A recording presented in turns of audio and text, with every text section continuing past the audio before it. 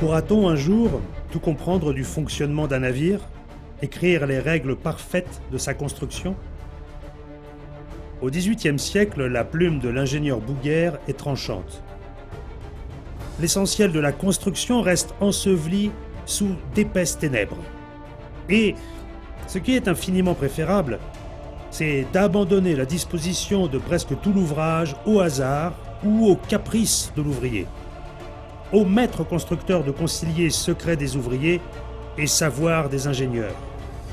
La pratique devra pallier les manques de connaissances. Mais pour l'ingénieur suédois Chapman, la connaissance des compagnons demeure essentielle. Le choc des cultures secourra les ateliers pour des siècles.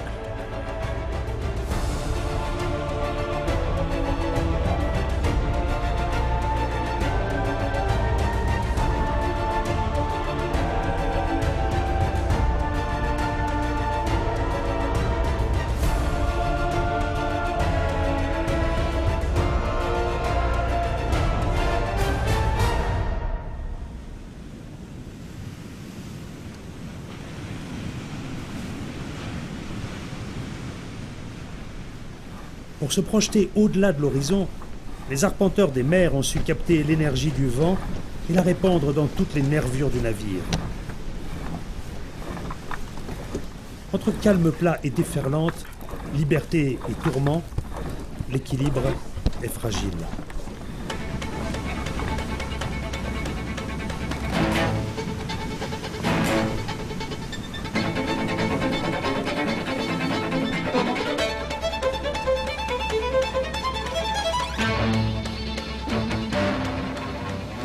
Pour affronter l'assaut des vagues et le jour incertain, les marins font corps avec l'œuvre façonnée de 1000 mains, derrière ces murs de bordées patiemment élancés sur les savoirs ancestraux, dans une rencontre de la matière et de l'esprit.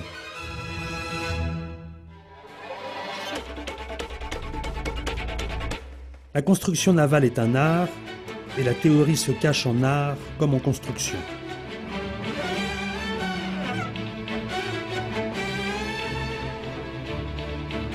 Les voiles des royaumes d'Occident claquent au vent du XVIIe siècle vers les richesses des nouveaux mondes, portant sur les océans leur grandeur et le reste.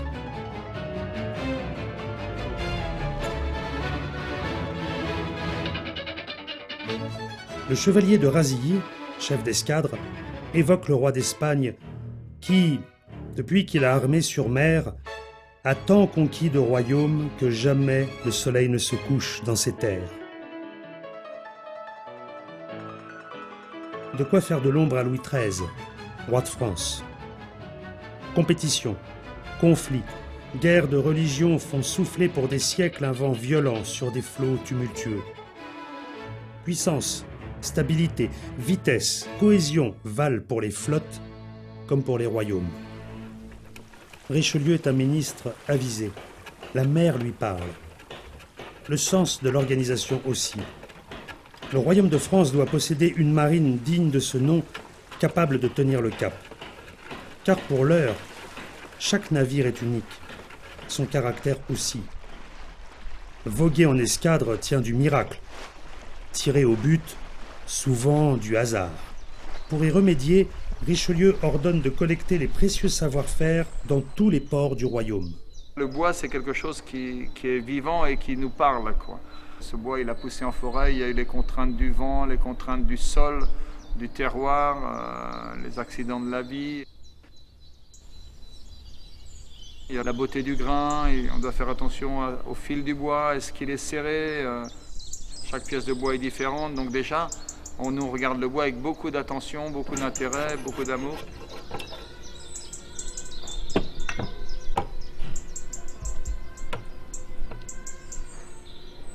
C'est un matériau qui travaille, c'est-à-dire qu'il est très sensible aux différences d'humidité. On l'utilise d'ailleurs, puisqu'on va essayer de travailler un bois sec qu'on remet dans un milieu humide et c'est ce qui va faire son étanchéité, il va gonfler. Mais par contre, pour d'autres pièces de bois, il faut éviter qu'il puisse gonfler.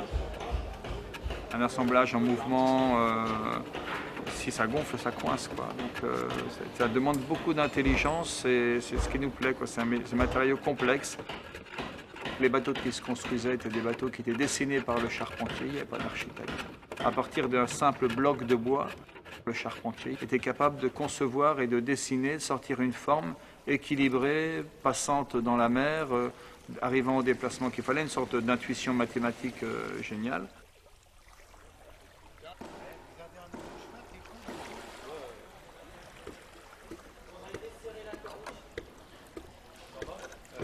C'est un métier qui demande une grande connaissance du bois, savoir tirer parti du bois, de chaque pièce de bois, du fil, de la forme, et pouvoir savoir l'assembler et faire un bateau qui soit marin, sûr et qui amène son équipage en sécurité d'un point de la côte à un autre point de la côte. On a une forme dans l'espace qu'on doit parachever et on l'achève petit à petit, c'est-à-dire au rabot à main, on vient petit à petit mettre exactement la membrure à l'angle, à la position qu'elle doit être. La courbe, nous, elle est autant esthétique que physique, c'est-à-dire qu'on la voit à l'œil et puis quand on va mettre une latte, on va sentir ses points de force, on va sentir ses creux, ses bosses, on va sentir comment elle file. C'est quelque chose qu'on ressent et qu'on voit, donc c'est quelque chose qui est très lié au métier. Et le sens marin va apporter plutôt les contraintes nécessaires auxquelles va devoir s'adapter l'esthétisme et le constructeur. Mais ce sera le constructeur plus qui sera dans le dessin de l'œuvre que le sens marin. Et puis notre métier, c'est l'assemblage de milliers de pièces dont aucun assemblage n'est le même. Donc il faut savoir réaliser l'ensemble des pièces de charpente et les lier, parce que le métier de charpentier, c'est la liaison. Et ça, il ne suffit pas de faire des belles pièces en bois, il faut encore qu'elles tiennent et qu'elles soient assemblées, que l'eau ne puisse pas passer dans les assemblages. Ce qui caractérise le charpentier, c'est une grande capacité à se projeter dans son travail, c'est-à-dire à pouvoir globaliser, donc imaginer, c'est-à-dire quand il va faire une pièce, il doit savoir si, quand il va mettre par exemple un barreau en place, il doit savoir de quelle manière le pont va aller dessus, comment il va s'assembler, si ce barreau va recevoir des efforts de mâture, de gréement, un roue vient dessus, enfin rien ne se fait sans quasiment avoir déjà le dessin de la globalité dedans. Et si on ne l'a pas, c'est là que les erreurs peuvent arriver.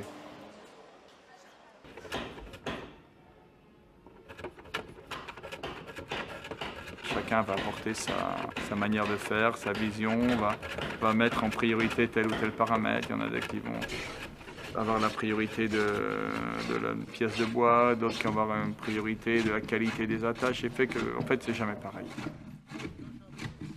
Chacun est vraiment seul devant la précision de son travail, la réalisation de son travail. Et si la pièce est réussie, c'est lui qui l'a réussi. Si elle est ratée, c'est lui qui l'a ratée. Et néanmoins, il est à l'écoute de la personne qui est responsable du travail pour que ça s'intègre dans la globalité. Il y a une volonté de précision et de que chaque pièce soit nommée pour que chaque effort est différent, chaque pièce a une fonction très précise et elle a un nom. Ça, c'est important. Le langage, pour nous, porte de la poésie, il porte de la poésie des pièces. Et puis, il y a aussi un côté compagnonnage, de connaissance des mots et des langages d'un métier qui fait qu'on est charpentier de marine.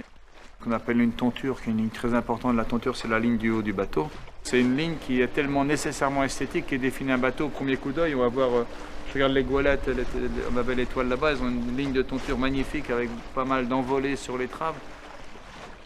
Les bateaux de cabaret, la tonture a une tonture qui est un bateau à la fois très large de l'avant et qui reviennent, qui en tonture ont presque un double S de tonture. Donc tout ça, à la fois c'est technique et pour nous, tonture, tout de suite on a plein de bateaux dans les yeux et on a la pureté d'une ligne, c'est quelque chose qui est important. Ouais.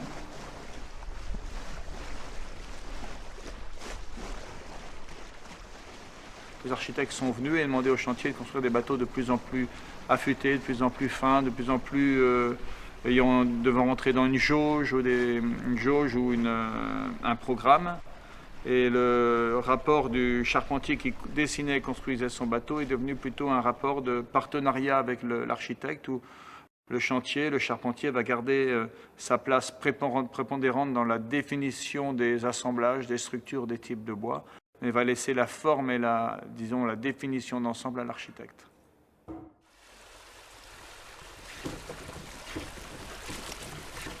À l'aide de la mécanique et des mathématiques, le père jésuite Fournier élabore une théorie. Le métacentre est né et place sur les plans des architectes le point d'estimation de la stabilité du navire. l'intuition géniale de la construction recule devant l'autorité scientifique. Pour passer des symboles au navire, les traceurs reportent les plans au bois des gabarits.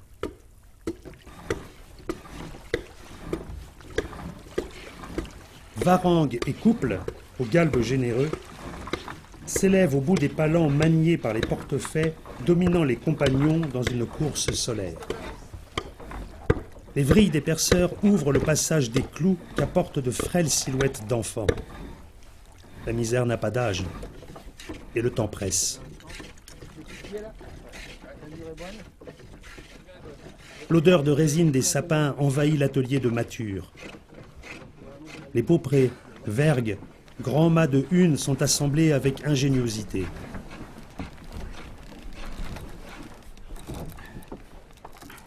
L'imaginaire et la science des vents dessinent des voiles aux allures singulières. Les tisserandes usent leurs doigts dans la voilure de lin. Le tourmentin et la grand-voile seront solidement arrimés par l'araignée des haubans de chanvre, filés dans les immenses ateliers de la corderie royale.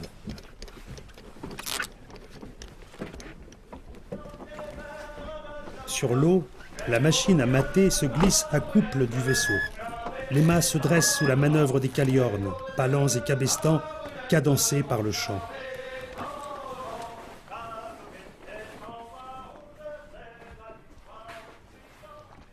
Nul doute que la puissance expressive des dieux de la mer, façonnée sous la coupe du ciseau ou de la gouge des sculpteurs, place les vaisseaux sous les meilleurs auspices.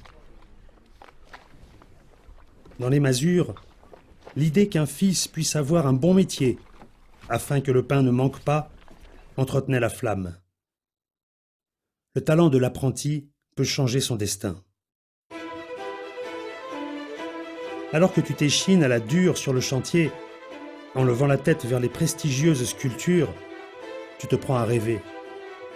Si le talent te court dans les doigts, un chemin royal te conduira peut-être à Paris pour y apprendre à dessiner. Entretenu par le roi, tu voyageras à travers l'Europe pour parfaire tes connaissances et emprunter au passage les bonnes idées des maîtres anglais et hollandais. Au retour, maître constructeur, tu diriges la construction des vaisseaux de Louis XIV et la main-d'œuvre de paysans, pêcheurs et ouvriers réquisitionnés.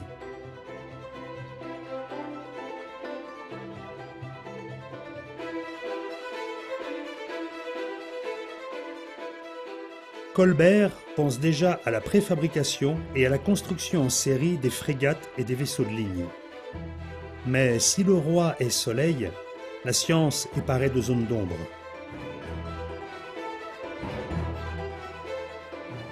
L'Académie royale des sciences apporte de la méthode dans la construction navale. Aux avirons, sur la mer de la complexité, Descartes désigne par des nombres ou des lettres les points et les traits. Les carènes prennent les formes d'équations. Le mouvement, la force de la gravité, le calcul infinitésimal de Newton deviennent des lois dont les calculs vertigineux sont traités par de nouveaux logarithmes écossais et anglais. Les pièces à façonner apparaissent plus visibles à la lumière de la géométrie projective.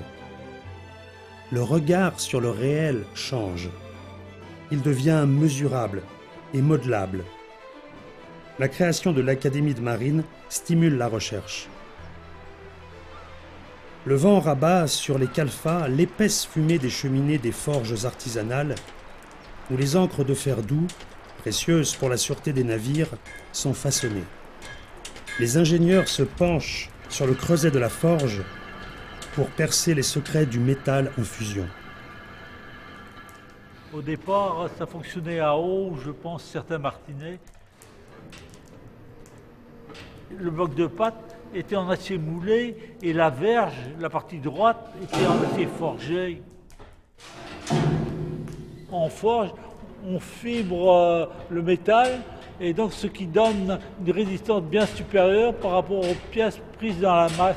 Les pièces prises dans la masse résisteront beaucoup moins aux efforts dus à la traction. La pièce était sortie du four avec un tisonnier, là, un grand tisonnier. On l'a attrapé à la tenaille et on l'a jeté sur l'enclume. La pièce elle est presque en fusion quand il est descend. Et c'est là que ça se soude. Donc il doit chauffer à 1300 degrés. La chauffe, c'est quand le métal est au four, et la chaude, c'est le moment Le forgeage. où il faut que ça travaille, hein, parce que là, le métal refroidit assez vite, Faut puis aller on a vite. l'air libre. C'est l'œil du forgeron qui parle. L'œil du forgeron, il voit la température de la pièce sur l'enclume.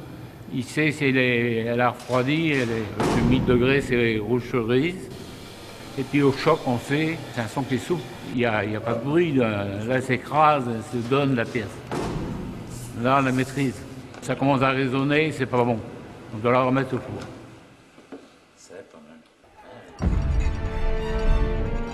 D'autres feux couvent. Les Huguenots, soutenus par les Anglais et les Hollandais protestants, s'affirment en puissance maritime aux portes du royaume. Ils se livrent à une piraterie à grande échelle. Intolérable. Les caisses du royaume de Louis XV se vident. Pourtant, des vaisseaux de 2 et 3 ponts sont armés grâce au soutien d'une armada de villes et de régions. Leurs blasons navigueront le long des terres lointaines du Canada et des Indes, où la guerre sévit de nouveau.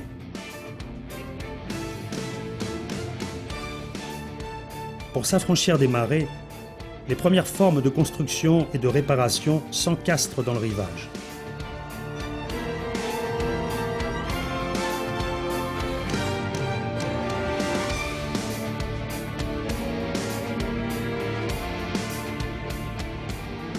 Avec l'ingénieur Sanet, le standard s'insinue dans la construction des vaisseaux avec doublage de cuivre. Le charpentier voit les bordées de bois s'effacer derrière le cuivre, les protégeant des attaques des tarets, ces redoutables vers qui mettent en péril les navires. Les reflets du charpentier métal et du formeur s'y dessinent.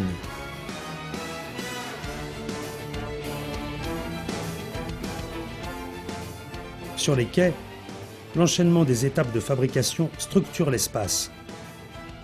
L'esprit militaire de l'encadrement se heurte parfois aux besoins de liberté, nécessaires à l'expression du talent des compagnons.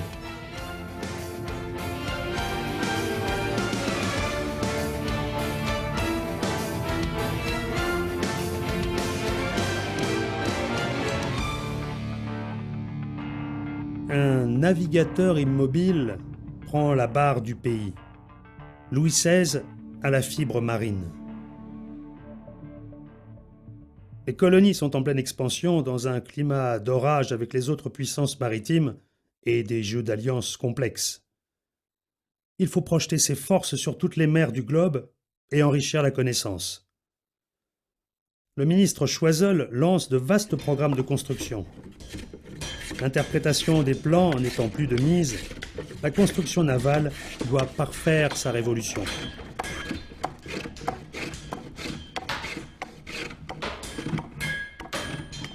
Entre les rives du port du Ponant, la mémoire des pierres résonne de 1000 bruits, de 10 000 voix de compagnons venus des 4 coins du royaume et même de Hollande, avec le soutien des forçats. Discrètement, sur l'autre rive de l'Atlantique, une ombre se glisse dans les profondeurs de l'océan. En 1776 que l'Américain David Bushnell construisit le premier sous-marin réellement doté de qualités nautiques et qu'il baptisa Tortue. La Tortue possédait déjà certains organes constitutifs du véritable sous-marin.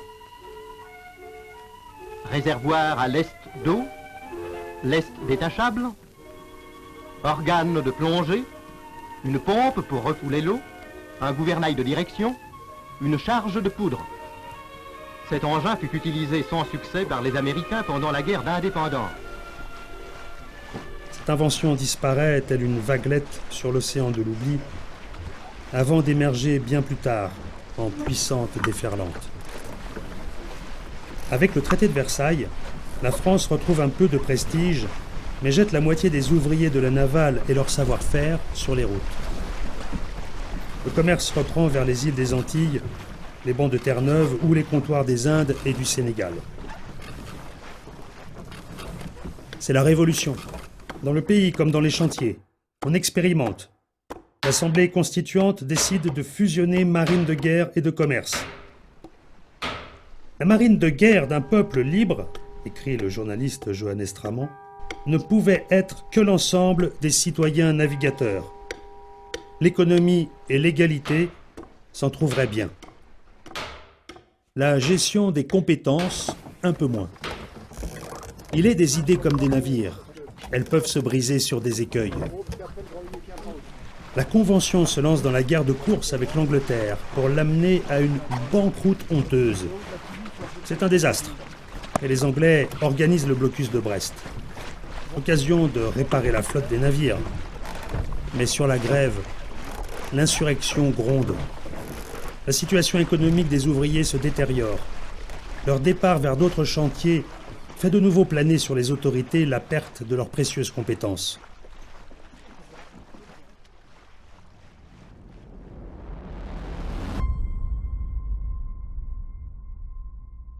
De terre, à coups de pelle, de pioche et de sueur, les mineurs sortent le charbon, le fer, le coke qui alimentent les feux de la révolution industrielle. Les secrets de la matière métallique se révèlent. L'apparition outre-Manche du boulet creux chargé de poudre et du blindage percute les esprits. Le boulet de l'histoire emporte la République. Napoléon Ier prend la barre.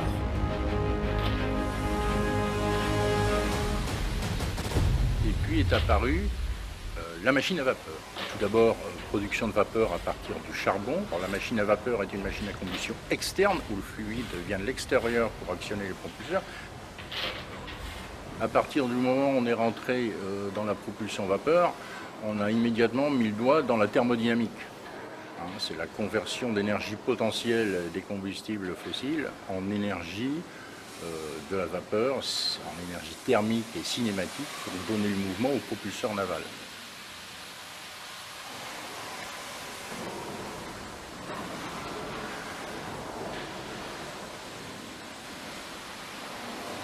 Puis c'est Sauvage qui a inventé l'hélice. Et puis voilà, donc on en est encore à l'hélice comme propulseur majeur. Et puis il y a une particularité pour les navires, c'est que il faut pouvoir, pour le mécanicien embarqué, les marins embarqués, durer à la mer. Et là, cette connaissance fine de la machine est importante. L'alliance du chercheur et du forgeron procure résistance, élasticité et légèreté aux fers et aux aciers qui sortent des laminoirs.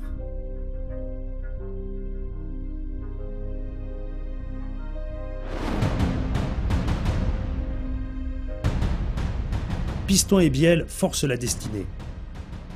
Pour façonner des chaudières, des échangeurs performants, traceurs, tuyauteurs, riveteurs découvrent les figures descriptives, les profilés, et croquent le dessin à main levée. Le métal court le corps, blesse et fusionne. Sous la puissance et l'élégance du geste, le métal s'incline. Tu crois le dominer, il se rebelle. Une part de mystère demeure sous l'ombre de la main. La vapeur ne se laisse pas dompter facilement. Sa puissance envahit les ateliers et force la cadence. Du Puy de Laume profite d'une accalmie dans le ciel européen pour rapporter d'Angleterre les plans d'une frégate à vapeur de 600 chevaux avec coque en fer et propulsion par hélice. Son enthousiasme se heurte au vent contraire du ministère. Qu'un navire tienne par la seule force du rivet dépasse l'entendement. Le Napoléon sera un compromis, avec une charpente en bois et des bandes de fer croisées.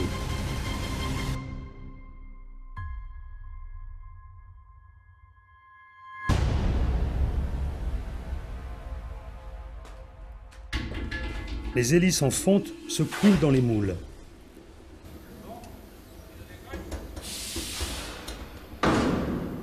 Dans les forges poussent les arbres d'hélice qui feront le vaisseau de haute mer le plus rapide du monde.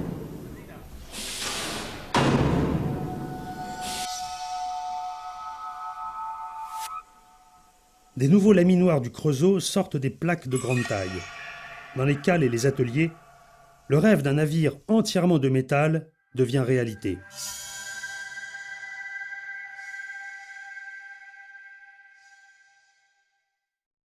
Avec le cuirassé magenta, le métal laboure les flancs du rivage et les arsenaux de Brest. Les feux des forges s'allument avant l'aube dans un cycle sans fin. Et moi j'ai commencé au marteau pilon d'abord, au 6 tonnes. J'ai commencé par tourner les cales de hauteur, de manière à forger l'acier. Et j'étais bon qu'à ça, tenir les cales au début. Et par suite, au bout de quelques mois, je me suis mis au tenaille. Et j'ai commencé à forger moi-même. Toutes les tenailles étaient faites chez nous. On fabriquait nos outils. Même l'axe, le rivet était fait chez nous. Pour former un pilonnier, il faut 1 an d'expérience. Il faut qu'il ait exercé pendant 1 an, pour qu'il soit bon. Je dirais même, le test, c'est la bouteille qu'on mettait sur l'enclume, on mettait le bouchon, et il devait enfoncer le bouchon sans casser la bouteille.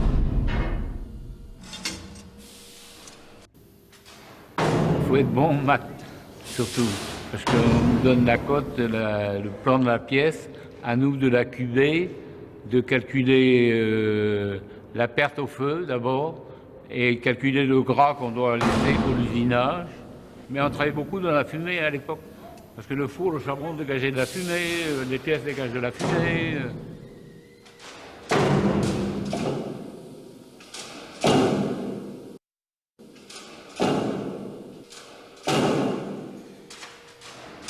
On a fabriqué beaucoup à une certaine époque des manilles garcettes, des manilles droites, des manilles à branches parallèles, des manilles en lyre. On n'arrivait pas à trouver des goupilles de diamètre suffisant. Comme nous, on faisait des grosses manilles, l'atelier des Capucins a mis au point une machine pneumatique avec 3 vérins pour fabriquer rapidement, donc à moindre coût, ces goupilles-là. Le manipulateur, la pince de force, qui nous a soulagé beaucoup. On a même adapté un système d'outillage sur la pince, nous-mêmes. On a été brevetés. Nous avons reçu une prime de la direction.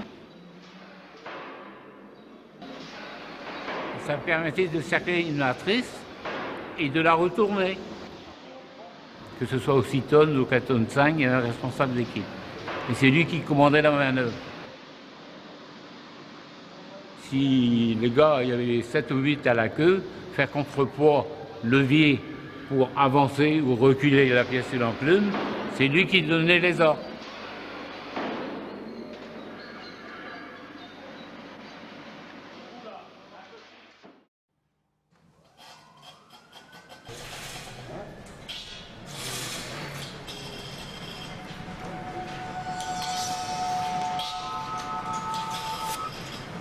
Dans les ateliers des Capucins, les courroies de cuir entraînent les puissantes machines-outils. Les compagnons se spécialisent. Dans une longue chaîne, fraiseurs, ajusteurs, tourneurs, perceurs et alaiseurs sont à l'œuvre.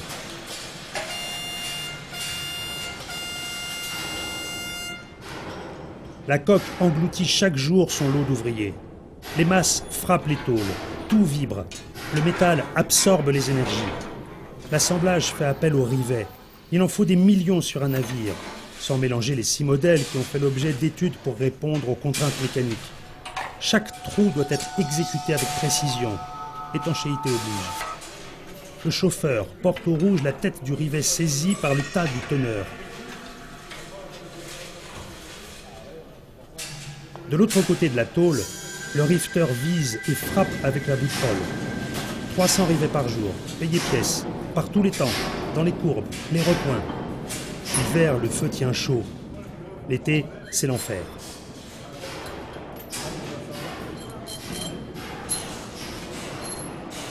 La tâche ingrate n'enlève pas la fierté de l'ouvrage accompli.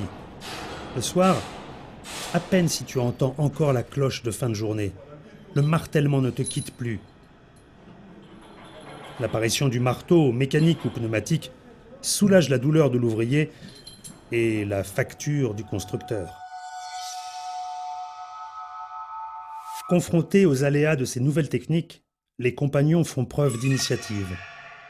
Solliciter son compagnon de chantier alimente l'encyclopédie pratique écrite du bout des doigts.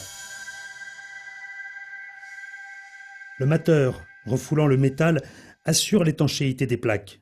Il supplante le calfa. Encore 50 ans, et la flamme du soudeur éteindra celle du rifter.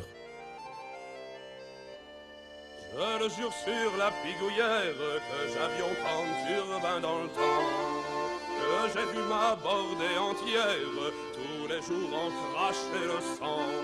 Mais à présent sur ma parole, adieu Maillez et Patara, avec toutes leurs sacrées casseroles, y a plus de calfa, y a plus de calfa. L'empereur Napoléon III, reconnaissant envers les ouvriers, et surtout soucieux de retenir leur savoir-faire, les nomme ouvriers d'État. Un métier à vie. Ce précieux patrimoine se transmettra de père en fils. Aux Arpettes, la meilleure école du geste et des savoir-faire, sous l'éclairage des connaissances des ingénieurs du génie maritime.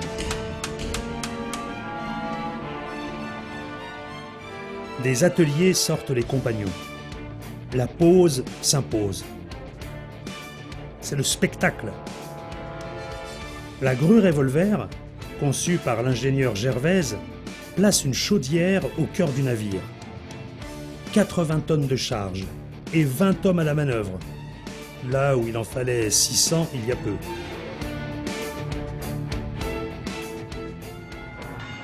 À bord, après le montage, les mécaniciens pratiquent l'art de la mise au point, réglant les machines comme des horloges.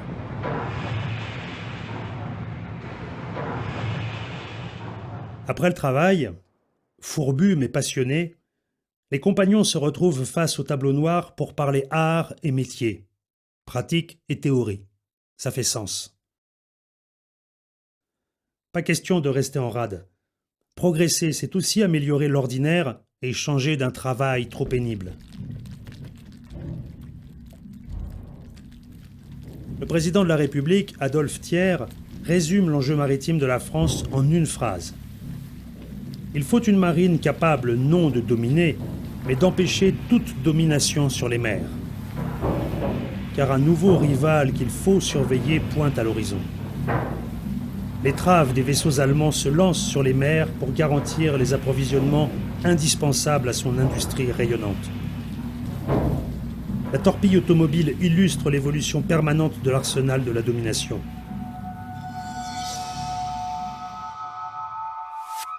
Les progrès de la métallurgie ouvrent le sillage des cuirassés, croiseurs, torpilleurs, porteurs d'une force que l'on espère dissuasive.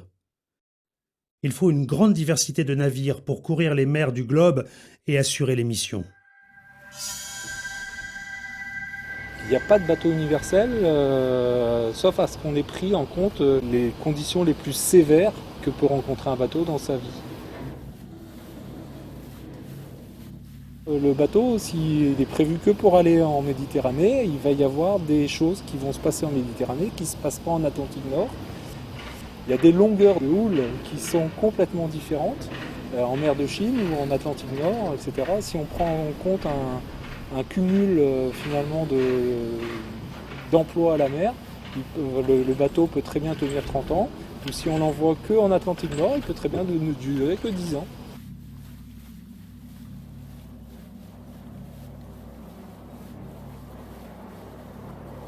Aux quatre coins de l'Europe, chaleur, lumière, gaz innervent autant la matière que l'esprit. L'invisible se révèle. L'air, ce gaz soupçonné d'être essentiel à la vie, et ses deux composantes majeures, l'oxygène et l'hydrogène, bouleversent la chimie. Par un procédé américain de cémentation mis en œuvre au Creusot, les métallurgistes sortent les premières plaques d'acier au nickel.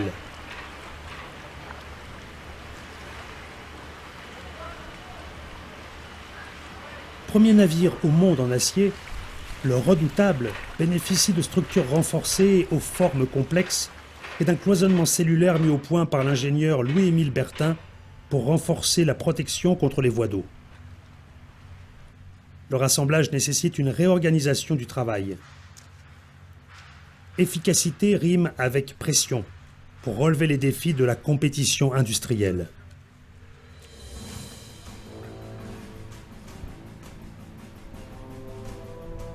Le sous-marin refait surface. Progresser à l'aveugle, stabiliser, propulser l'engin représente de sérieux défis pour les ingénieurs. L'expérimentation bat son plein.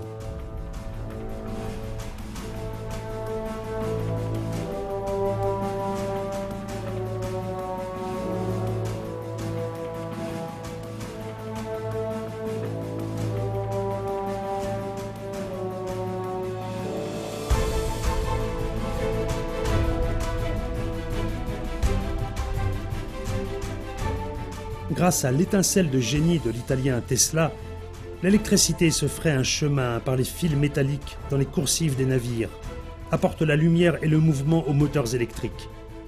L'électricien sort de l'ombre.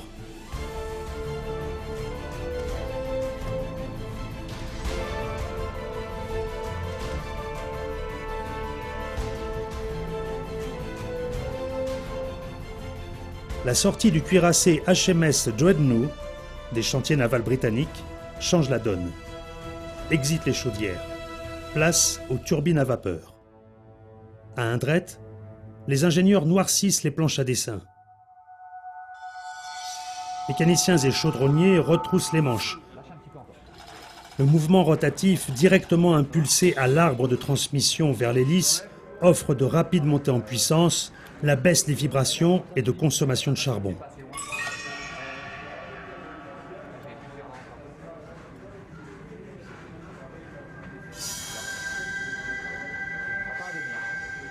Dans les ateliers, ça chauffe, tousse et crache.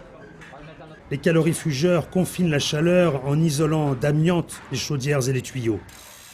Les fibres de ce minerai envahissent l'univers de la navale. Les compagnons en paieront un lourd tribut. Les tôles les plus épaisses ne résistent pas à la découpe des chalumeaux oxyacétyléniques. La fusion du métal par la soudure autogène efface définitivement les rivets de l'assemblage. Le métier de soudeur est arrivé dans la navale avant la Première Guerre mondiale. La marine a énormément recruté de soudeurs au niveau des agriculteurs. Ils étaient après un peu plus formés dans ces écoles de soudage qui étaient propres aux arsenaux. Ce qu'on va réserver à l'atelier, c'est des petites pièces qui pourront être assemblées ensuite à bord. Tout ce qui est tuyauterie, des petits carlingages. Très vite, les navires, par rapport au tonnage, mais aussi à la résistance balistique, il a fallu augmenter les épaisseurs, développer de nouveaux procédés et surtout maîtriser ces procédés de soudage. Sur Brest, il y a eu de très bons laboratoires de soudage au niveau de l'arsenal. Et il y a énormément de publications historiques sur les recherches sur les taux de dépôt, mais aussi sur la fissuration. Le soudage est dit procédé spécial parce que si on ne respecte pas les vitesses de soudage, les intensités, les natures des matériaux à assembler, les températures entre passes, les angles de préparation des bords à assembler, eh bien en fait on ne sait pas ce qu'on crée. Et généralement il faut minimum 3 ans pour acquérir déjà une bonne habileté, pour pouvoir réaliser des joints sans défaut, dans le terme défaut de forme, avoir des cordons pas trop bombés, sans coulure, sans débordement. Et après on considère qu'au bout de 5 ans à 10 ans, le soudeur peut souder dans toutes les positions, dans des environnements exigus et voire utiliser parfois un miroir dans les endroits inaccessibles. Très vite, on va acquérir un vocabulaire très riche, très imagé. On va dire le cordon il est roulé, il y a une perte de fesses, tu avais mis la wash, tu avais mis la sauce. Alors la sauce c'est bien en cuisine, mais ici le vocabulaire traduit un peu un geste technique, un sentiment de fierté, parce que ça reste un procédé manuel, voire artistique. Mais dans notre industrie navale, c'est pas forcément le premier but recherché.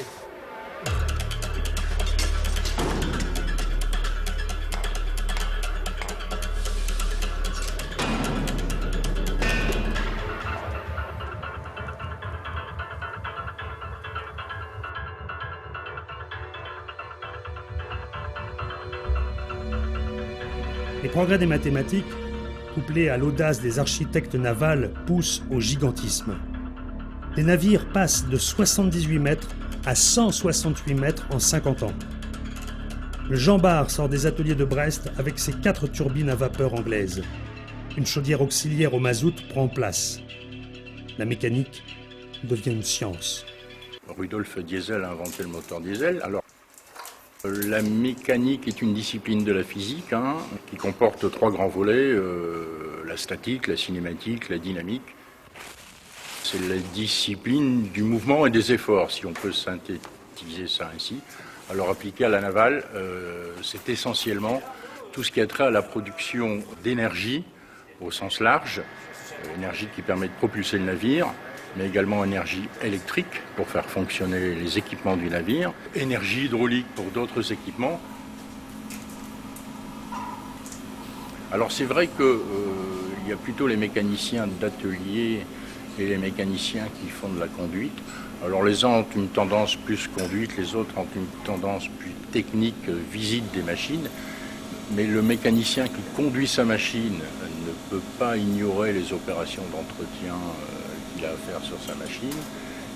Et le mécanicien qui entretient ne peut pas ignorer comment a pu être conduite la machine. Il peut donner un verdict. Mais le mécanicien, je dirais par nature, est quelqu'un d'assez pratique. La théorie, c'est une bonne chose, mais être au contact et observer, c'est important. Le bon mécanicien, en quelque sorte, proche de sa machine, a intégré le niveau acoustique de sa machine ou de son moteur. Dès que ce niveau acoustique rentre dans une phase anormale, c'est la même chose pour les vibrations, c'est la même chose pour les températures, il le saisit. Et ça, c'est de l'expérience. Il doit bien comprendre les phénomènes physiques qui sont en jeu, certainement être très vigilant, et puis être humble, et de plus en plus, parce que les systèmes sont de plus en plus imbriqués. Le conflit mondial tonne à l'horizon.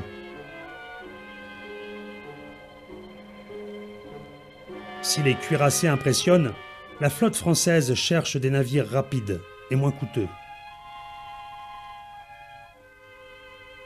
L'air marin devient un lieu d'observation vital.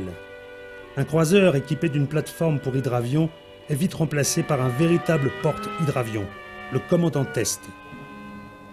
Si l'onde marine porte le vaisseau, l'onde électrique va le propulser dans l'espace.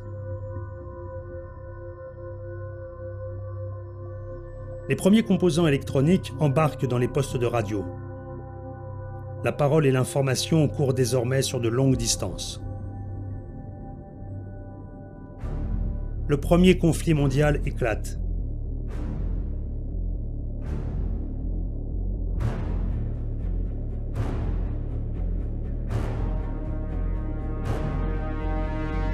Sur et sous les mers, les sous-marins font des ravages dans les flottes alliées. Pour les traquer, des hydrophones et des oreilles acoustiques percent les secrets du monde du silence, moteur à l'arrêt. Avec des chercheurs anglo-saxons, Paul Langevin met au point le premier système de détection acoustique active à ultrasons. Le sonar prend place dans les entrailles des navires. La discrétion devient un enjeu majeur. Le monde est exsangue. Les Alliés, soucieux d'éviter une nouvelle course aux armements ruineuses, imposent des contraintes aux dimensions et normes des navires. Pour les Anglais, la France doit être bridée. L'entente cordiale se fissure.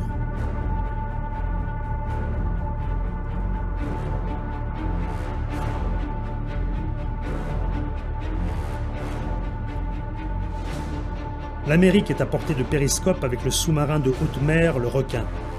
Profilé en fuseau, sa propulsion électrique et diesel met à portée les plongées de 20 heures. Mais difficile de maintenir les mêmes performances dessus et dessous.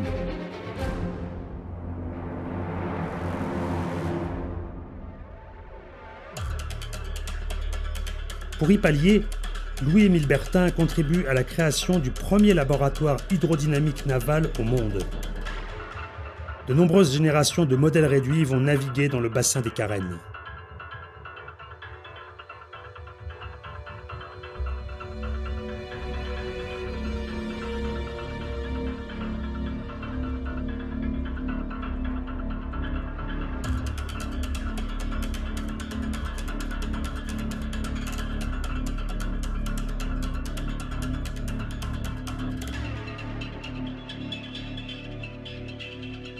Le ministre Georges Lègue conforte la marine dans ses compétences qui s'étendent désormais des airs aux abysses. L'aéronaval garde son nom. La guerre aussi, qui envahit de nouveau le monde.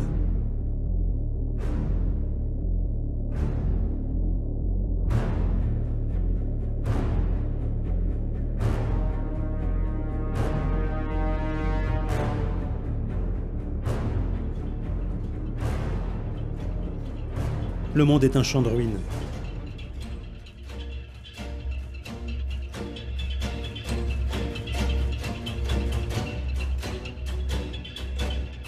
Dans les ateliers, ou ce qu'il en reste, de nombreux compagnons manquent à l'appel.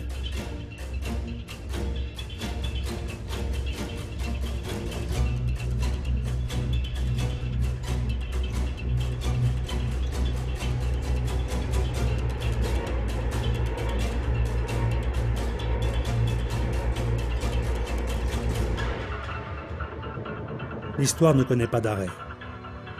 Il faut enfouir la douleur sous le labeur. Tous les talents sont mis à contribution pour faire du neuf avec du vieux. Militaire, civil, militaire. Pour l'ingénieur et l'ouvrier, un navire est un navire. Paquebot, dragueur de mines, cargo, pétrolier et même locomotive vont se croiser dans les ateliers et les cales. Sur les tours, les fraiseuses, flambant neufs, les matériaux changent. L'usinage de l'aluminium ou du titane, cassant et inflammable, nécessite de la délicatesse. Einstein, d'une simple formule, E égale mc2, où se mêlent masse et énergie, annonce l'émergence de l'énergie nucléaire et de la propulsion continue. La physique atomique s'ouvre sur un Graal à deux faces. Jamais l'humanité n'aura eu une telle puissance entre les mains et si peu de sagesse. Le regard plonge dans l'infiniment petit. Les coques s'affinent. Aujourd'hui, on change les formes très très rapidement, alors qu'avant, il fallait que ce soit très très figé en amont. C'était effectivement le domaine du senti du compagnon qui faisait au mieux pour avoir une forme la plus jolie possible. Il fallait que ça soit le plus linéaire, sans accroc dans la forme. Lorsque l'on faisait le plan des formes à l'échelle 1 sur le plancher, directement à genoux par terre, avec des petits réglés, qu'on mettait des petites masselottes pour pouvoir tenir la règle et puis pouvoir graver le bois, mettre de l'encre de Chine au fond de la rainure pour que ça reste dans le temps. Eh bien, il n'y avait plus beaucoup de possibilités de changer quoi que ce soit.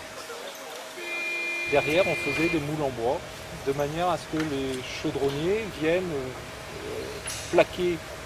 faire plaquer la tôle sur les moules, avec des repères qui étaient placés sur les moules.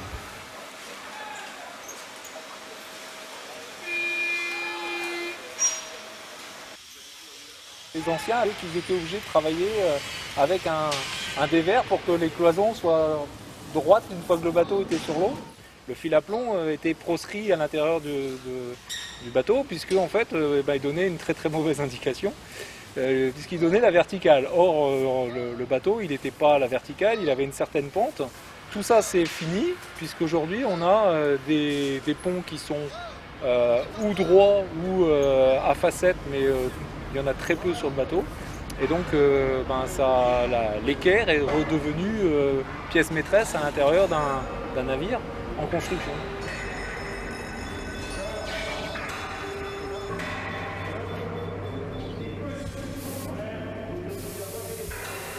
Alors que le transistor vient se nicher dans les circuits électroniques, la puissance de l'aéronautique entre en cale.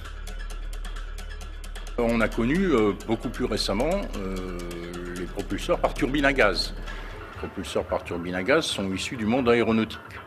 Alors c'est assez simple, c'est également une machine à combustion interne où on transforme l'énergie potentielle du combustible en énergie thermique et cinétique. Et les gaz d'échappement font tourner la turbine qui entraîne l'hélice via une chaîne de transmission. Le mécanicien, il a toujours les mains dans le cambouis, parce que, surtout quand il y a des avaries. Parce que les systèmes instrumentés, bon, effectivement, ça permet d'améliorer les conditions de travail du mécanicien, la surveillance de la machine. Mais le mécanicien, surtout quand il se met à faire de l'entretien, n'est fondamentalement pas très différent du mécanicien d'antan. Par contre, il y a tout le volet instrumentation du moteur qui vient en complément. Et là, le mécanicien ne travaille pas seul. Le métier de mécanicien ne va pas sans le métier d'électricien ou le métier un peu d'électronicien. Et on a vu par le passé émerger des disciplines qui s'appellent électromécanique, puisque les deux disciplines sont toujours associées. Et puis plus récemment, le métier de mécatronique.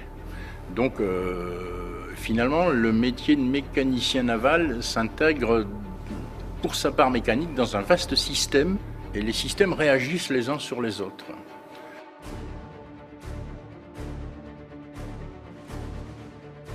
Sur fond de guerre froide, les empires se désagrègent violemment. La décolonisation est en marche. Les sphères d'influence s'étendent sur tous les continents. La planète semble rétrécir avec le développement des moyens de communication. Une course effrénée s'engage. Les sciences sont mises à contribution. De l'espace aux abysses, les champs de conquête s'agrandissent. La projection, c'est le porte-avions. Le Conseil supérieur de la Marine lance la construction des porte-avions Foch et Clemenceau. Les chantiers civils de l'Atlantique à Saint-Nazaire sont mobilisés pour façonner la coque et l'appareil propulsif. Dans la course aux armements entre les États-Unis et l'Union soviétique, les missiles balistiques pointent leurs ogives nucléaires. La dissuasion se joue sous les mers. Le général de Gaulle joue des coudes pour que la France reste dans la cour des grands. L'atome entre au cœur des navires. Le programme de sous-marins à propulsion nucléaire mobilise tous les savoir-faire sur les sites d'Indrette et de Cherbourg. Leur entretien se fera à Brest, lieu de leur ancrage. Le nucléaire, pour faire simple, il y a la partie chaudière nucléaire qui fait appel à la technique nucléaire, à la fission, qui est un domaine assez particulier. Mais au sortir de la chaudière, vous avez de la vapeur. Et là, c'est de la vapeur saturée ou très peu surchauffée. Et donc là, vous rentrez dans l'ancien système de propulsion, l'ancienne technologie de propulsion à vapeur.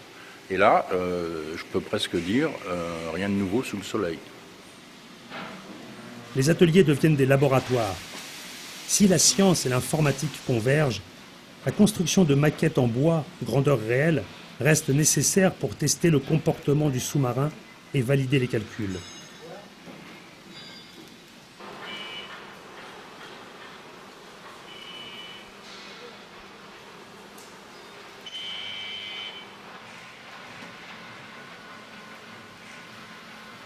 Vous tombez immédiatement dans la discipline de la sûreté nucléaire.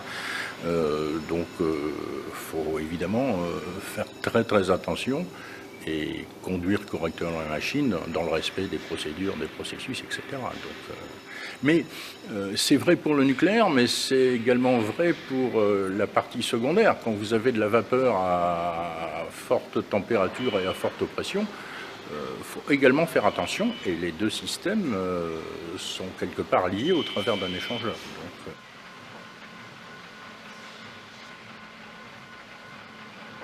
dans le domaine de la propulsion et des systèmes propulsifs, il y a toujours un volet sécurité. Mais je suis sûr que le domaine nucléaire est extrêmement cadré, par nécessité.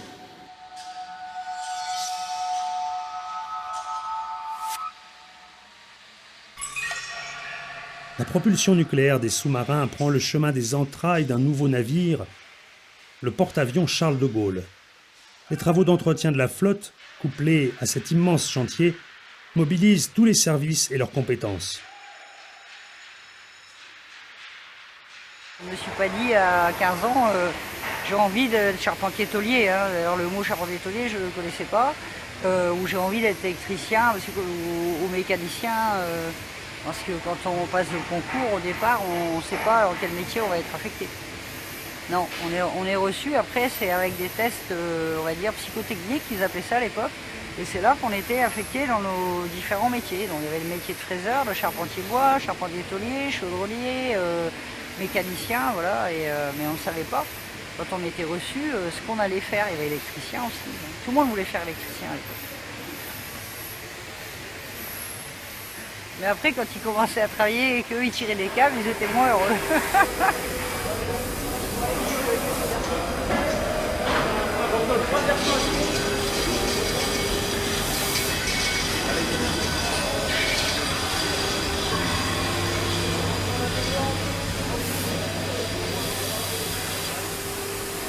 Le montage, c'est ce qui est au chantier, mais nous, on appelait ça la cale. Et on appelait les gens qui étaient là-bas les caleux, quoi. Mais les femmes n'avaient pas le droit d'aller là. Quand moi je suis arrivée, on faisait tout le tour en fait de ce grand bâtiment où il y avait différents métiers.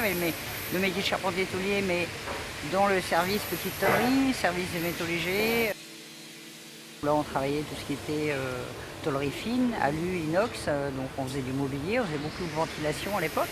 Et tous les gens traçaient à la main, donc les développements de gaines de ventilation, tout ça c'était fait à la main. Et ensuite, donc, cette pièce-là était découpée avec des machines d'oxycoupage. Et c'était une machine pour l'époque qui était assez pointue puisque on chanfreinait directement les tôles. Donc c'était une belle avancée d'un bâtiment à faire.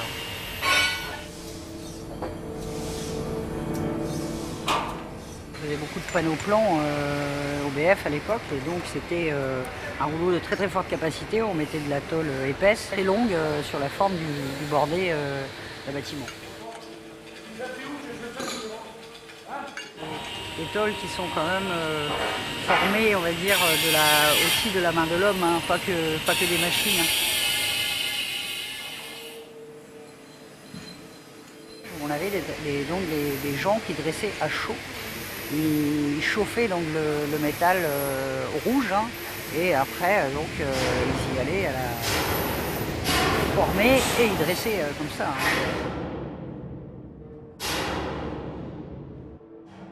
Pas de formation, on va dire, de formeur machine. Hein, c'est aussi avec l'expérience. Parce qu'on va tracer des génératrices, qu'on appelle les génératrices. Mais il y a aussi après la touch, on va dire, du formeur qui va mettre le bon tonnage au bon moment, au bon endroit pour venir épouser, quoi. Donc c'est quand même des métiers qui s'apprennent aussi avec l'expérience et le matelotage. Il faut aimer ce métier-là, c'est un métier qui est dur, qui est assez dur physiquement quand même dans certains cas, ça demande de l'habileté. Et ensuite une bonne lecture dans l'espace, une bonne connaissance de la terminologie navire, une bonne connaissance du travail, on va dire, de la matière, à la soudure, à la chauffe, pour pouvoir justement faire au mieux le montage, hein, pour que la pièce travaille le moins possible et que les déformations, on va dire, soient contenues.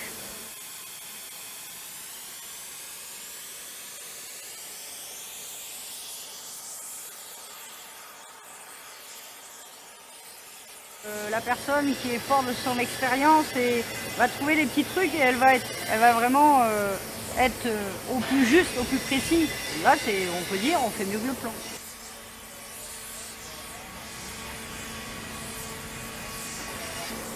Dans notre métier, on appelle ça les gens qui ont des mains en or, qui ont vraiment cette passion, qui vont le faire naturellement parce qu'ils ont ça en eux. Et il y a des différences en finition, bien entendu, entre les personnes, pour tout. Il y a des personnes à qui je peux confier ce qu'on appelle de la confection de tôlerie fine, parce qu'ils ont cette touche et ils vont me réaliser la pièce vraiment dans des délais impartis, mais vraiment très très bien, quoi, très fini. Après, les gens qui sont à bord, eux, ils vont aller monter ces pièces. C'est pas les mêmes conditions de travail, effectivement, parce qu'à bord, ils peuvent se retrouver dans des endroits exigus, dans des locaux confinés.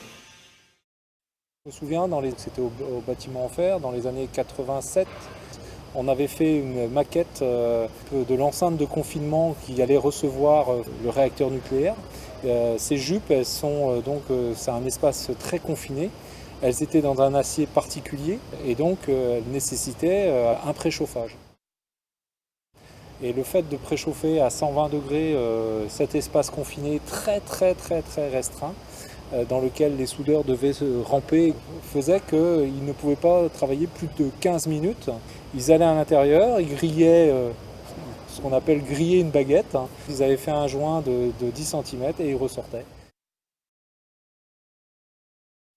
La plus grande satisfaction que j'ai eue, c'est qu'on a forgé la butée d'Ardélix de Charles de Gaulle, qu'on a réussi à les faire. 1,10 m fini, diamètre, elle n'entrait pas dans le four. Qu'en diagonale, comme ça, on coupait dans du carré un bloc, sans de poids, qui correspond à la pièce demandée. Le bloc, on le mettait au four, chaud à 1250. Il y avait un appareil de mesure pour contrôler la température dans le four, une caméra. Mais nous, on avait l'œil du forgeron, on savait qu'à l'œil, elle était chaude. Parce que 1000 degrés, c'est rouge cerise.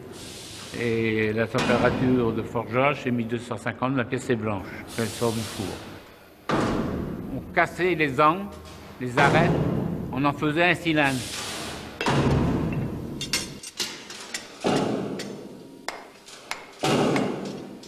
On le mettait debout et on faisait une galette qu'on écrasait à la cale de hauteur.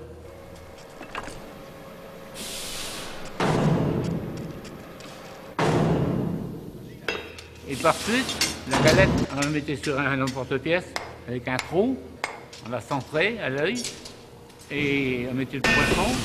Le pilonnier frappait un grand coup, c'était percé. Et par suite, on mettait du charbon, une bonne poignée, et le pilonnier frappait un grand coup, le poisson, il était éjecté. Il partait comme un coup de fusil. C'était vraiment effrayant. Alors là, c'était impressionnant. C'était un travail très dur. Il fallait être précis. On n'avait pas droit à l'erreur. Il ne fallait pas qu'elle ait du gauche. Il fallait la maintenir sur le rouleau, sur l'enclume, elle est tenaille, un devant et un derrière, pour la tenir droite toujours, pendant que le pilon tapait dessus à mesure et la pièce tournait. Ça a été vraiment l'apothéose.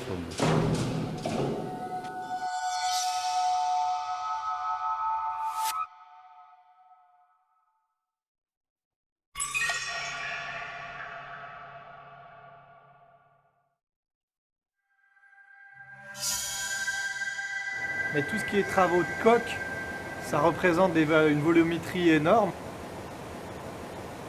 Pour des raisons industrielles, parfois, mais avec des très grands jours entre deux tôles. Et par des subterfuges du métier, on arrive à combler ces jours et à assembler des choses qu'on ne pensait pas réalisables. C'est pas parce que ça paraît magique que ça l'est. Il faut toujours valider son process par des tests en laboratoire pour s'assurer que ce qu'on va faire est techniquement possible, mais aussi mécaniquement tenable. On doit progresser dans les contrôles. Alors les ultrasons sont très employés en médecine, pour tout ce qui est échographie. On va passer sur une vision 2D à une vision 3D. Et là encore, c'est le numérique qui va permettre ce développement. Mais c'est un peu un souci de s'appuyer un peu trop sur ces nouveaux procédés de contrôle et d'oublier que le premier contrôle à effectuer, c'est le contrôle visuel. Aujourd'hui, c'est vraiment l'avènement du numérique. Et les ordinateurs surpuissants permettent de faire de la modélisation numérique du soudage. L'intérêt, c'est de prédire les déformations et du coup, comment on va pouvoir assembler des grands éléments entre eux par le procédé soudage.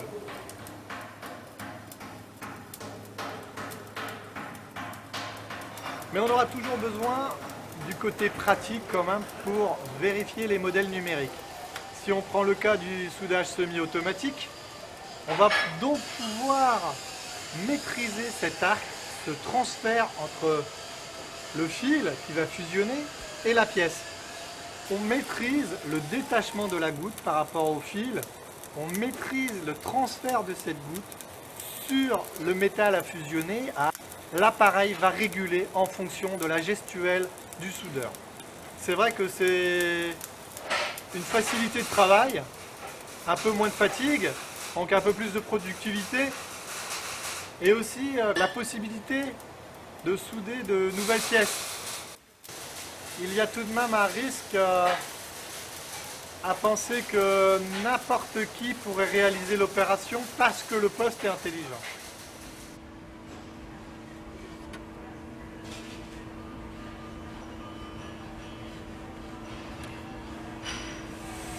Maintenant, il y a beaucoup de machines numériques, on règle et avec l'expérience, on arrive à faire c'est du réglage à 90 degrés souvent. Donc on met le programme maintenant, hop, la machine, pouf, elle va descendre. Et avant, il n'y avait pas tout ça. Mais il faut quand même avoir l'expérience pour utiliser même les machines qu'on a aujourd'hui. Ça s'apprend quand même.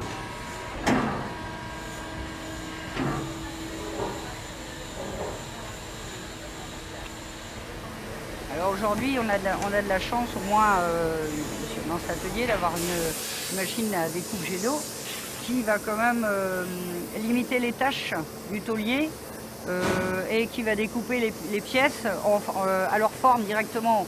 Chose qu'avant, on utilisait le chalumeau pour venir faire découper la pièce ou la meuleuse. Aujourd'hui, il y a quand même beaucoup de phases pénibles, on va dire, qui sont enlevées grâce à cette machine. Après, le montage, il y aura toujours les formes à donner. Bien sûr, il y a les plieuses, mais après, il y a le formage à chaud. Il y aura toujours le pointage, la soudure. Là, ça reste à la main du tôlier et du soudeur. Il y a une grande satisfaction, bien entendu, de réussir à faire ces pièces plus complexes. Et donc, les gens aiment aussi, je pense, les gens qui aiment leur métier aiment bien les challenges.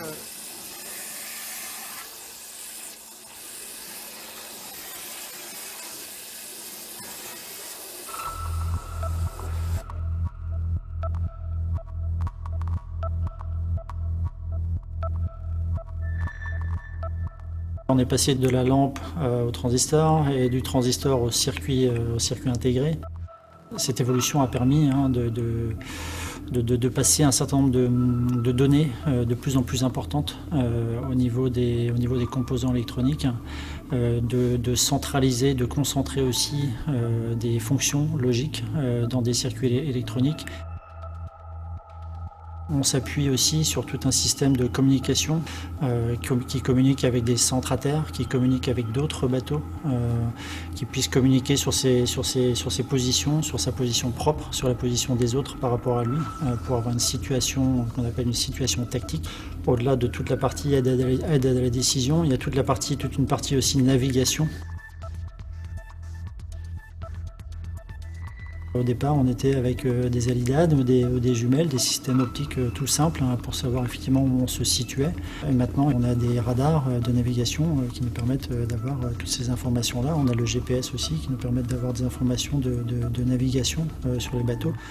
C'était la première étape, donc avec des capteurs qui fonctionnaient d'une manière un peu autonome. Et la deuxième étape, ça a été d'intégrer tous ces capteurs dans le cœur d'un système qui s'appelle le système de combat, le cœur du système, le CMS, le Combat Management System, afin d'avoir une situation tactique la plus précise possible et la plus optimale possible en fonction des menaces. Alors effectivement, il y a une grosse évolution au niveau de l'électronique sur des composants programmables. Donc on va mettre de l'intelligence aujourd'hui dans des composants. Au niveau des sous-marins, on était sur des périscopes ce qu'on appelle pénétrants, donc qui rentraient dans la coque avec des systèmes de miroirs qui nous permettaient de voir optiquement ce qui se passe à l'extérieur. Aujourd'hui, on arrive sur des mâts non pénétrants, donc qui ne rentrent pas dans la coque, mais qui comportent en fait un certain nombre de capteurs. Les capteurs de caméras infrarouges, caméras visibles, radars, qui permettent de récupérer toutes ces informations-là, mais au niveau électronique, et non plus directement sur des informations visuelles. Tous les jeunes qui naissent avec une tablette dans la main, les anciennes générations, eux, ne sont pas forcément habitués à tous ces outils-là. Donc quand on voit aujourd'hui, et c'est pour ça qu'il faut penser les bateaux de demain en fonction des jeunes qui vont commander ces futurs bateaux, et donc d'amener justement du numérique et de la nouvelle technologie dans ces bateaux.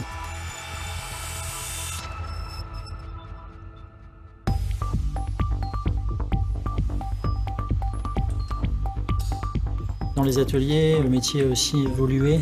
On était beaucoup sur de la réparation au tout début de cartes électroniques.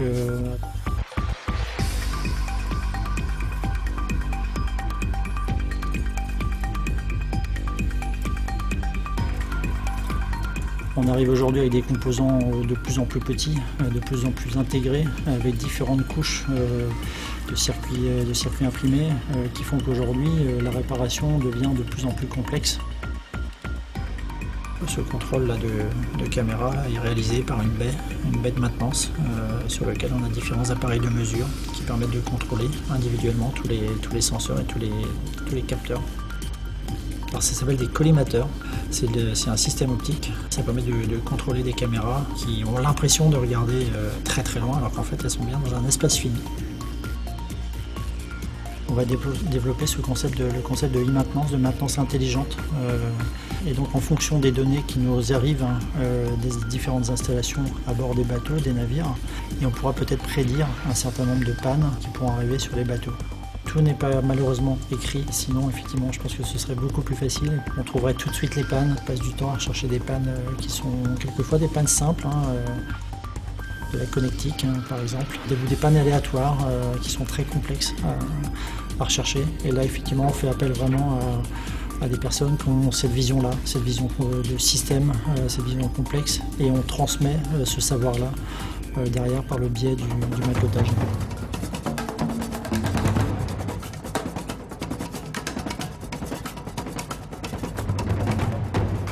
Maintenir en opération une grande diversité de navires requiert une capacité d'adaptation et une réactivité à toute épreuve.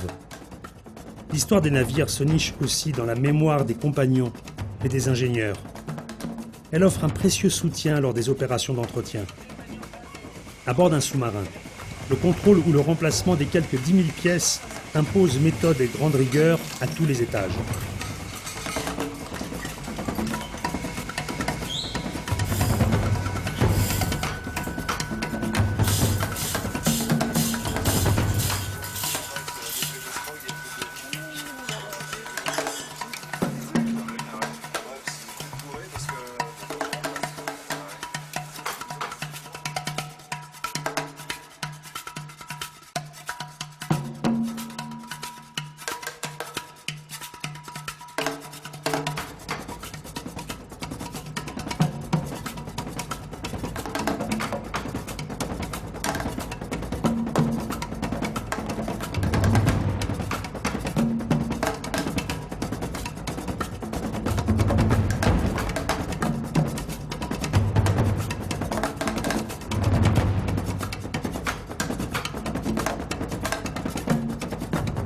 quand les grands chantiers touchent à leur fin, la diversification des activités revient à l'ordre du jour.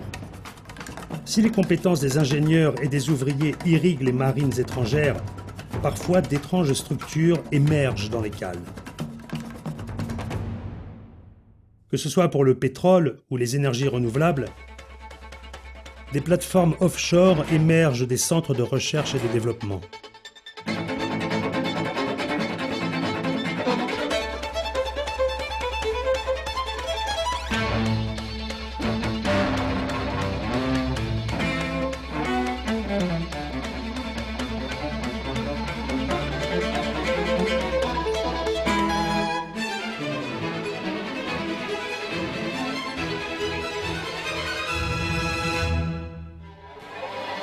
Dans ce long compagnonnage avec la mer, on sent son énergie, ses humeurs, ses coups de gueule.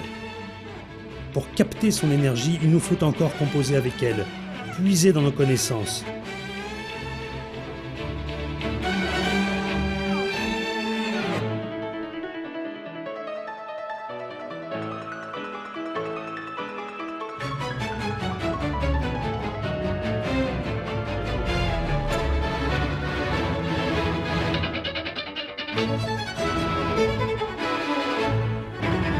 Façonnée et assemblée avec la précision digne d'une montre suisse, elle s'apprête à tourner dès que les vents et les courants économiques seront porteurs de progrès.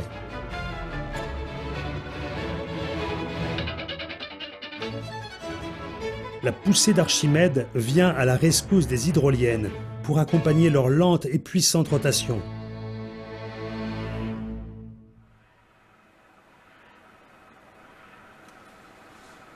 Le design des bateaux a beaucoup évolué, notamment à cause de ce qu'on appelle la surface équivalente radar, c'est-à-dire en fait ces formes qui sont capables de diminuer la signature du bateau. Réduire les coûts, réduire les délais de fabrication veut dire passer par une simplification aussi des formes. La première conséquence de l'arrivée de l'informatique et l'arrivée de la CAO, parce qu'on est bien sur une conception assistée par ordinateur, c'est que tous les gens qui faisaient des plans, ces dessinateurs sont devenus des utilisateurs de manettes. Il y a autre chose qui a beaucoup fait évoluer la construction navale, c'est la construction modulaire. L'informatique aussi a joué un rôle là-dedans, puisque en fait, en ayant un modèle élément fini très tôt dans la vie du bateau, eh bien, on peut directement commencer à faire les études d'intégration.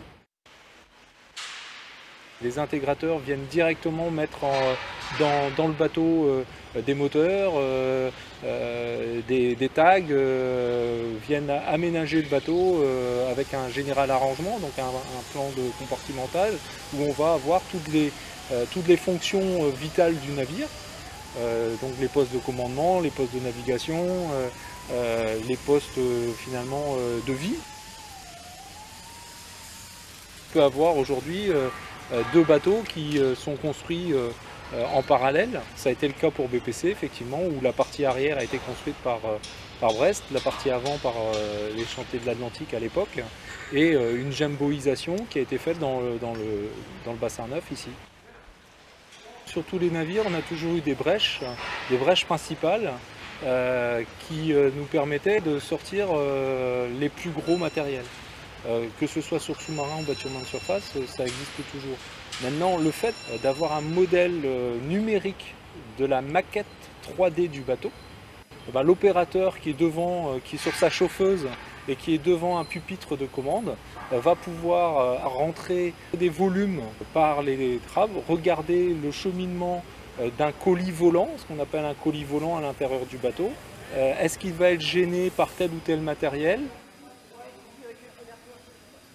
Aujourd'hui, l'informatique permet de vérifier que les espaces ne sont pas trop confinés et que le soudeur va bien pouvoir souder. Alors ça, c'est des choses que les gens avaient forcément conscience parce qu'ils étaient passés en fait finalement par les apprentis, par les écoles internes. Et donc ils en avaient conscience parce qu'ils avaient travaillé sur le domaine. Aujourd'hui, on a des jeunes qui arrivent et on leur dit des fois, mais Donc le gars là à l'intérieur, il vient faire sa soudure et puis après il reste là. Le monde virtuel c'est bien, mais la réalité est loin du monde virtuel des fois. J'ai beaucoup, dans ma pratique d'ergonomie, utilisé la réalité virtuelle parce qu'elle nous permet de projeter, de mettre l'utilisateur dans son environnement de travail futur avant qu'il n'existe. Ça peut être tout à fait orienté sur du cognitif, donc comprendre comment l'opérateur perçoit l'information, comment il la traite et comment après il l'utilise dans son travail concret. On peut orienter aussi le travail d'ergonomie sur quelque chose de physique, donc c'est une organisation physique du poste de travail. C'est un peu en lien avec la sécurité et la santé au travail, vérifier qu'on ne dépasse pas les charges à porter, la distance à porter, enfin, c'est tous ces éléments-là en ergonomie qu'on traite. La réalité virtuelle peut répondre à des besoins très larges en fait. On part de la conception vraiment où là les équipes multimétiers, multi-expertise se rencontrent autour d'une même situation. Les opérateurs, les futurs utilisateurs, donc les marins en particulier, ont pu exprimer très tôt leur vision de l'exploitation du navire et donc on a pu les prendre en compte assez tôt dans la conception pour faire bon du premier coup. Pour autant, dans les pratiques de Naval Group, l'idée est bien de proposer des systèmes de réalité virtuelle ou de réalité augmentée pour aider aussi les exploitations du navire, que ce soit pour la navigation, pour le combat, pour la sécurité à bord. Alors c'est vrai que dans la marine nationale, on a une forte pratique.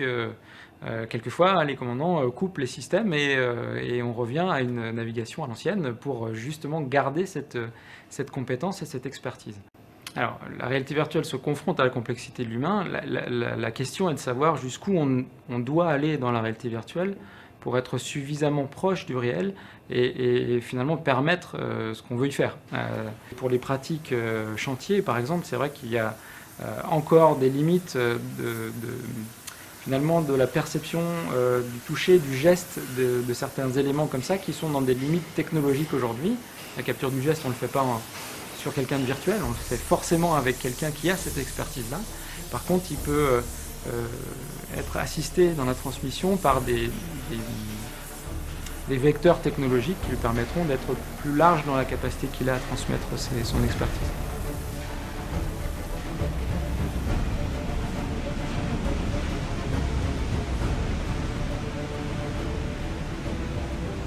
Dans les forges et le bâtiment fer, le silence envahit l'espace. Modernité et vapeur vont toujours de concert, et les papous et les artistes traversent le temps. On avait l'amour de ce métier, le faire, travailler l'acier, c'est quelque chose, façonner, maîtriser une pièce. On maîtrise l'acier, c'est formidable. C'est comme ça, c'est dans la culture aussi, je pense, de la ville et de voilà. Moi j'ai mon grand-père qui a travaillé à l'Arsenal, ça restera toujours quelque part l'Arsenal pour moi. J'étais passionné par la lumière et par la décomposition de la lumière blanche en différentes couleurs. La réfraction dans l'eau d'un signal lumineux qui se cassait dans l'eau, je trouvais ça extraordinaire. Alors ce qui m'a intéressé dans le naval, c'est vraiment l'aspect humain, la grandeur de l'œuvre. Ça m'a tout de suite plu, cette solidarité qu'il peut y avoir sur les gros chantiers.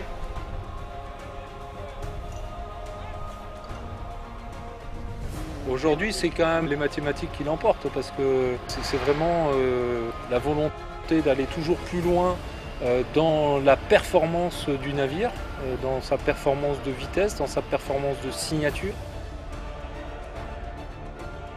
On a des bateaux en bois qui ont 150 ans et qui naviguent encore. On prouve réellement la durabilité du matériau. Et puis de porter une histoire, porter une certaine poésie sur la mer, et ça aussi c'est important. La conservation des compétences parmi les 250 métiers nécessaires à l'activité navale reste un exercice difficile. Dans l'imagination, la connaissance, le métier se nichent les réponses aux nouveaux défis. Il faut appréhender le futur et la très rapide évolution des technologies d'où émergent de nouveaux métiers, de nouvelles passions.